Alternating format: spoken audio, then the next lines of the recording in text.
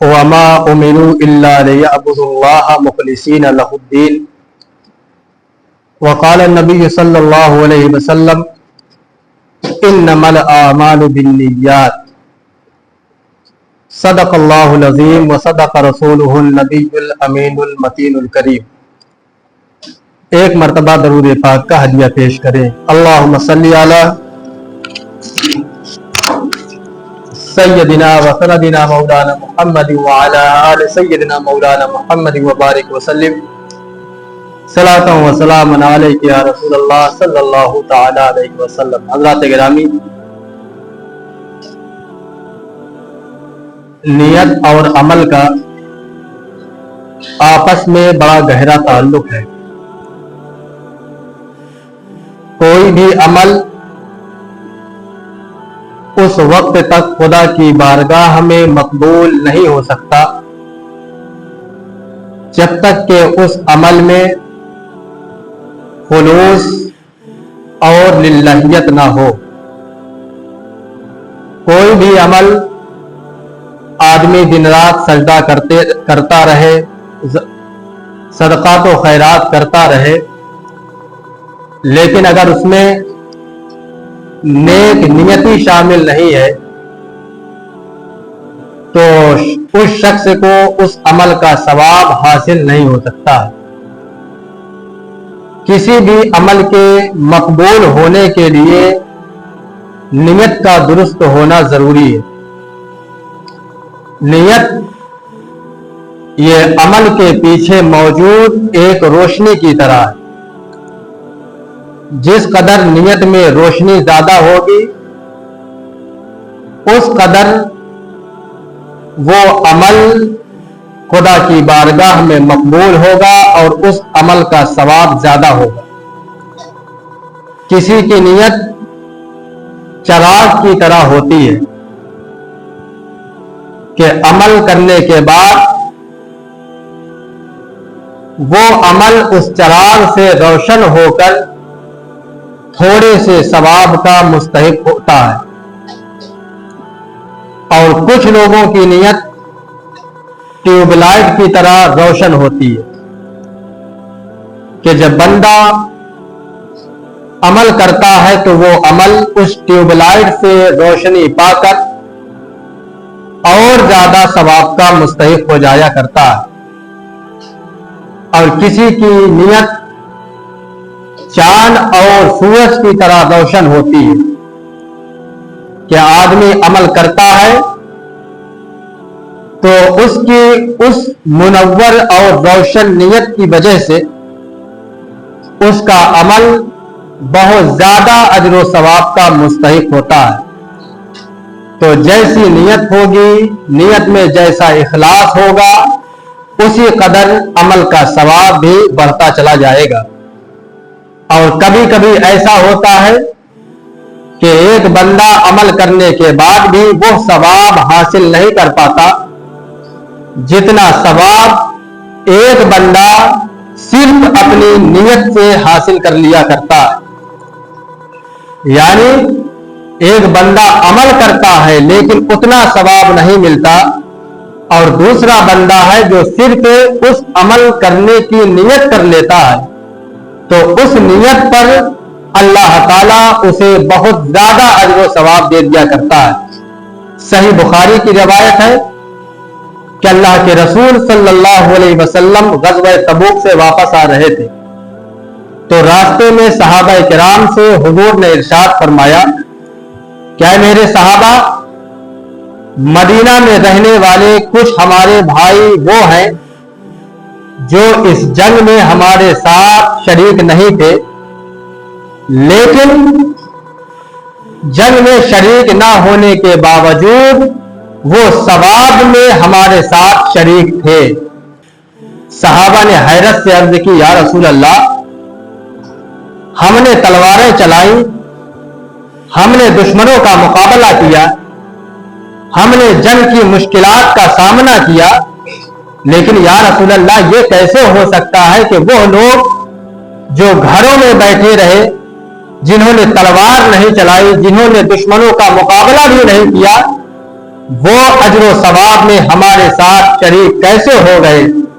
आका ने इरशाद फरमाया, मेरे सहाबा सुनो, असबाब और मालो दौलत की कमी की वजह से वो लोग तुम्हारे साथ जंग में शरीक नहीं हो सके, लेकिन अपनी नेक नियति की वजह से वो इस जंग में तुम्हारे साथ बराबर के शरीक रहे। और जो सवाब तुमने तलवार चलाकर हासिल किया है, वही सवाब उन्होंने घर में बैठकर अपनी नेक नियति की वजह से हासिल कर लिया। तो इससे मालूम हुआ कि बाद औकात बंदा अमल करके जो सवाब हासिल करता है, बहुत सारे बंदे ऐसे होते हैं कि जो सिर्फ नियत करने की वजह से वो सवाब हासिल कर लिया करते हैं।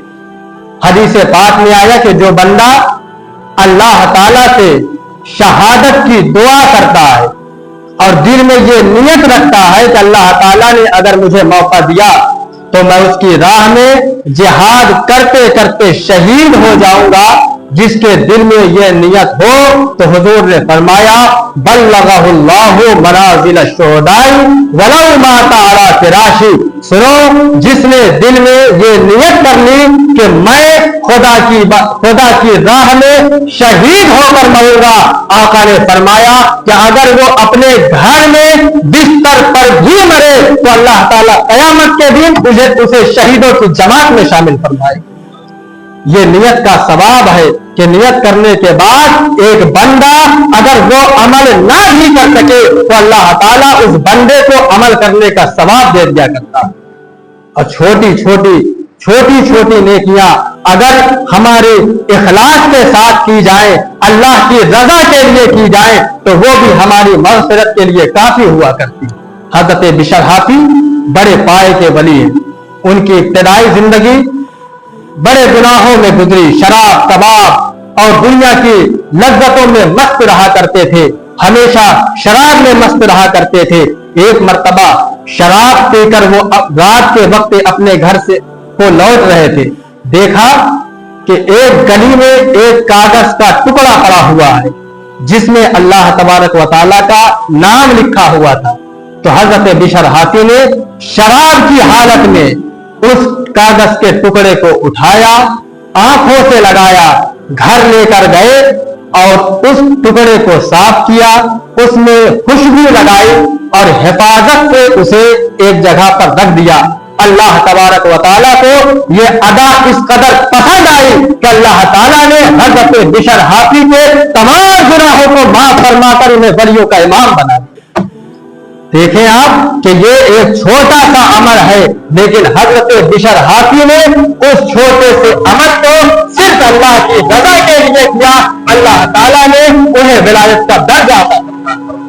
इसी तरीके से सही बुखारी की रिवायत है कि एक बदकार औरत थी, वो रास्ते से गुजर रही थी, बड़े गुनाहों में उसकी जिंदगी गुजर रही थी।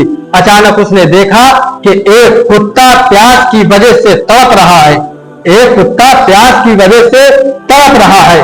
उस औरत को उस कुत्ते पर रहम आया, उसने कुएं से थोड़ा सा पानी निकाला, उस कुत्ते के मुंह में पानी के चंद कतरात डाल दिए। उन कतरों की वजह से कुत्ता उठकर भागने लगा। अल्लाह ताला को उस औरत की ये अदा इस कदर पसंद आई कि अल्लाह ताला ने उस औरत के जिंदगी भर के गुनाहों को माफ फरमा दिया। तो ये है छोटे छोटे अमल कि अगर छोटे अमल हो लेकिन अगर इखलास के साथ किए जाएं, अगर अल्लाह की रजा के साथ किए जाएं, तो अल्लाह ताला उन छोटे से आमाल के बदले में भी बंदों की मग़फ़िरत कर दिया करता। एक रिवायत में है कि हुजूर सल्लल्लाहु अलैहि वसल्लम ने इरशाद फरमाया कि इस दुनिया में 4 किस्म के लोग हैं, 4 किस्म के। उनमें से एक शख्स वो है कि जिसे अल्लाह ने इल्म भी दिया है और दौलत से भी नवाजा, इल्म भी दिया और दौलत से भी नवाजा। वो इल्म से दीन की खिदमत करता है, लोगों की इस्लाह करता है और अपने मालो दौलत को खुदा की राह में खर्च किया करता है, जायज कामों में खर्च किया करता है। आका ने फरमाया कि ऐसा शख्स दुनिया का बेहतरीन इंसान है کہ جسے اللہ نے علم بھی دیا اور دولت سے بھی نوازا، اور وہ اپنے دولت سے اور اپنے علم سے ثواب کے کام کیا کرتا ہے، اور دوسرا وہ شخص ہے کہ جسے اللہ نے علم تو دیا ہے لیکن دولت سے نہیں نوازا۔ اب وہ دل میں نیت کرتا ہے، آرزو رکھتا ہے کہ باری تعالیٰ کاش کہ تو نے مجھے دولت دی ہوتی تو میں بھی اسی طرح تیری راہ میں دولت خرچ کرتا جس طرح فلاں بندہ تیری راہ میں دولت خرچ کرتا ہے، میں بھی نیکی اور صدقہ تو خیرات کے کام میں اپنی دولت خرچ کرتا جس طرح وہ فلاں بندہ تیری راہ میں مال و دولت خرچ کرتا ہے۔ آقا نے ارشاد فرمایا، لوگوں سنو، پہلا شخص اور دوسرا شخص ثواب میں برابر مانے جائیں گے، یعنی جو ثواب پہلے شخص نے دولت خرچ کر کے حاصل کیا، دوسرے شخص نے بغیر دولت حاصل کیے ہوئے صرف اپنے نیک نیتی کی وجہ سے وہ ثواب حاصل کر لیا۔ اور تیسرا شخص وہ ہے کہ جسے اللہ نے علم تو نہیں دیا لیکن بہت مال و دولت سے نوازا۔ اب ہوتا کیا ہے کہ وہ اپنی دولت کو ناجائز کاموں میں خرچ کرتا ہے، فضول کاموں میں خرچ کرتا ہے، شراب و کباب میں اپنی دولت کو خرچ کرتا ہے۔ آقا نے ارشاد فرمایا، لوگوں سنو، ایسا شخص دنیا کا بدترین انسان ہے کہ جسے اللہ نے دولت سے نوازا اور وہ اپنی دولت کو صرف ناجائز کاموں میں خرچ کرتا ہے، تو ایسا شخص دنیا کا بدترین انسان ہے۔ اور چوتھا وہ شخص ہے کہ جسے اللہ نے نہ تو علم سے نوازا نہ تو دولت سے نوازا، لیکن وہ یہ آرزو کرتا ہے، دل میں یہ نیت رکھتا ہے کہ اللہ تعالیٰ نے اگر مجھے بھی دولت دی ہوتی تو میں بھی اس تیسرے شخص کی طرح گناہوں کے کاموں میں اپنی دولت کو خرچ کرتا، میں بھی عیاشیاں کرتا، میں بھی فضول کاموں میں اپنے مال کو خرچ کرتا۔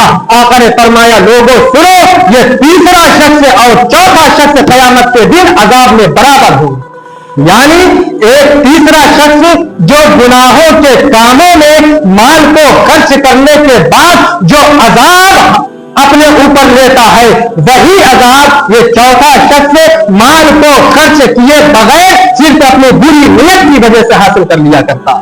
یہ ہوتا ہے نیت کا اثر کہ اگر کوئی شخص اچھی نیت کرتا ہے تو اسے اچھوں کے ساتھ اٹھایا جائے گا، بری نیت دل میں رکھتا ہے تو بروں کے ساتھ اٹھایا جائے گا۔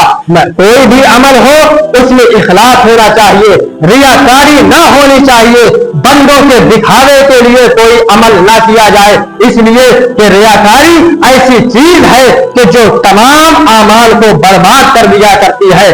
آقا کریم صلی اللہ علیہ وسلم نے ارشاد فرمایا کہ قیامت کے دن تین لوگوں کو بلایا جائے گا، تین لوگوں کو بلایا جائے گا، اس میں ایک شہید ہوگا، دوسرا عالم ہوگا اور تیسرا سخی ہوگا۔ اللہ تعالیٰ سب سے پہلے شہید کو بلائے گا اور اسے اپنی نعمتیں یاد دلائے گا، اے شخص بتا میں نے تجھے فلا فلا فلا فلا نعمتیں دنیا میں دی تھی کہ نہیں دی تھی؟ وہ عرض کرے گا، باری تعالیٰ ہاں بے شک میں اقرار کرتا ہوں تو نے مجھے ان نعمتوں سے نوازا۔ اللہ تعالیٰ فرمائے گا، اے بندے یہ بتا کہ میں نے تجھے اتنی دولتیں دی تھی لیکن تو نے اس کے مقابلے میں میرے لیے دنیا میں کیا کیا ہے، میرے لیے کیا کیا ہے؟